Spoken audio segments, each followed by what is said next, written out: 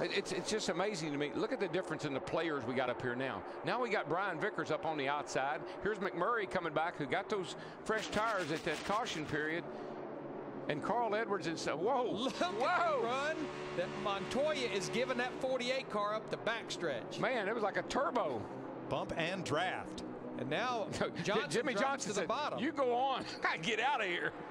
And Montoya does just that in the 42. These last 10 or so laps are going to get exciting, guys. Not that these not that the other 70 haven't been. 12 to go this time. And now Montoya's picked up Denny Hamlin as a drafting partner, and they are right on the back bumper of Greg Biffle. Hamlin back to the inside with Casey Kane, the red car. It's kind of like a high-scoring game. Who's going to, who has the ball last? And you see a little bit of something going on there with the right side of the hood of that 42 car. They did have some damage on that car after that little incident the other night. Tony Stewart has to deal with Brian Vickers now side by side. Stewart has Harvick behind him. Vickers has McMurray on his tail.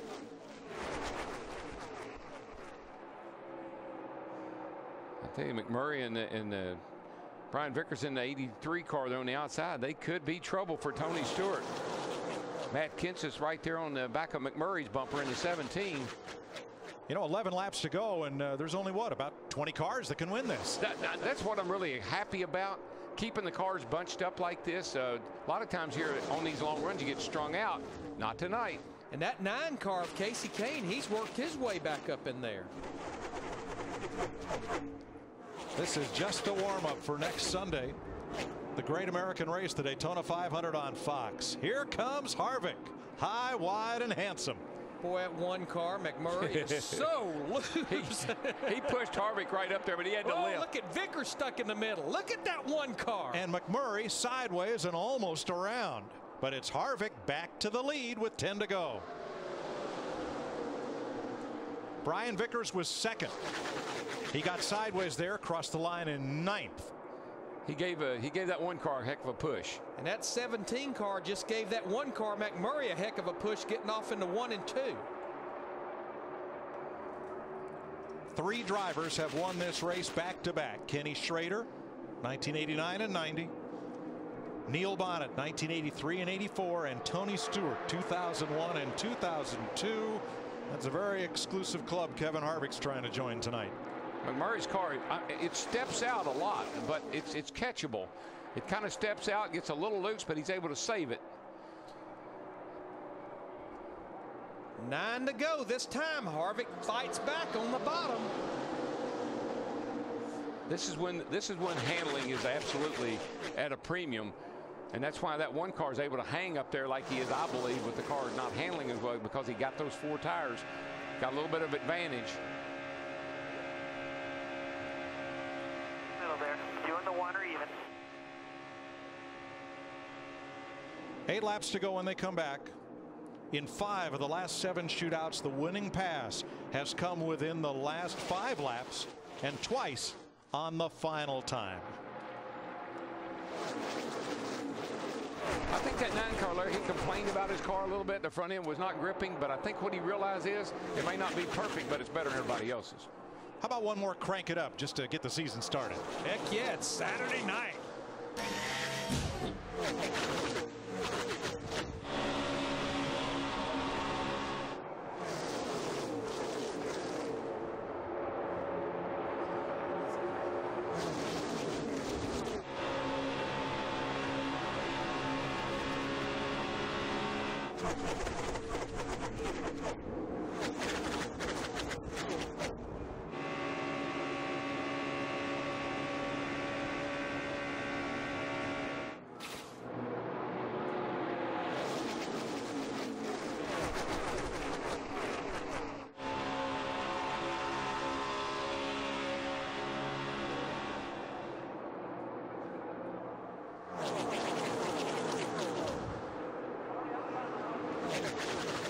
The 2 cars at the front, Kevin Harvick and Jamie McMurray, both figured in last year's finish.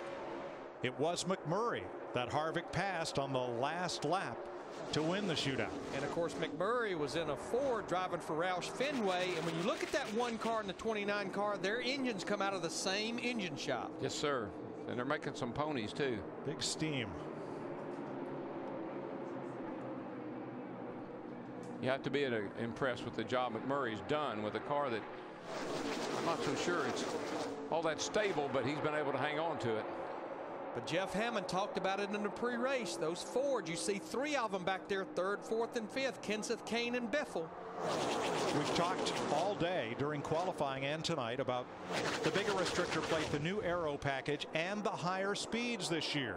Darrell, does that change where you want to be at the white flag? 1st, 2nd, or even 3rd? I don't think so. It looks to me like the guy in front is almost, unless you get a good bump draft and get knocked by the guy in front, looks like he can hold off the guys behind him. We've seen it with the 99. We've seen it with the 29 here. Harvick. Whoa, we got Michael Waltrip, the 51 car. The 50 sideways. Caution is out. He hit the wall pretty hard back there. Man, Mike. I can't believe that just happened, man. John Andretti may also have some damage. Slowed way down and dropped to the apron. Yeah, I think this is a good little breather before we go back to green. Caution is out with 6 laps to go. This will be the 4th one of the night. And look at the right front damage to Michael's car. Right back here. There's Mikey. Ooh. Yeah. Yeah, 39 just hooked him. And he got hard into John Andretti. He went over and got on top of John. Ooh, I'm not sure about that one. That was definitely a misjudgment on Newman's part.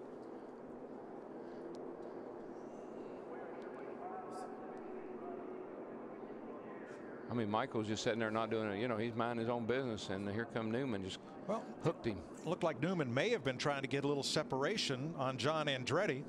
Got a little too much. I think he was trying to swing to the bottom and pass both those guys.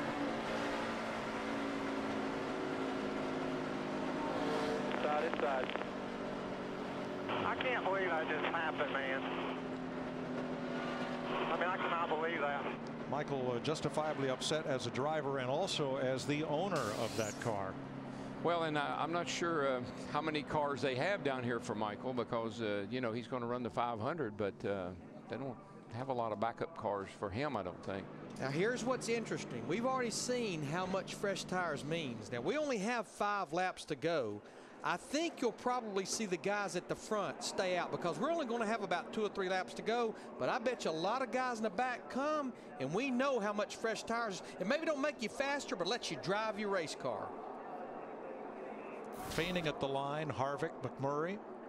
Holy cow. And they're coming. Here comes everybody. They left Biffle out on the racetrack, and Casey Kane did not come in. Let's start with Matt. And Kevin Harvick's game plan, if they were going to try to stay out, he wanted to stay out. They're going to go right side tires only. Stewart is going to go right side tires, and they're going to put some fuel in it to put a little more weight in the back to help with the nose weight, because he was a little tight near the end there. Harvick's away, Krista.